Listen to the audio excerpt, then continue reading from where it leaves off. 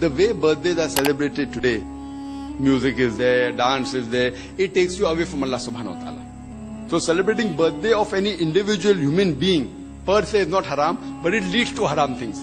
But celebrating birthdays of personalities and celebrating birthdays of people who have died, this leads to shirk for sure. Like celebrating birthdays of religious leaders, whether it be Jesus Christ, peace be upon him, whether it be Buddha, whether it be any messenger. Celebrating that is haram because that comes in worship. Celebrating birthdays of any religious personality, of any hero, that leads to idol worship, that per se is haram.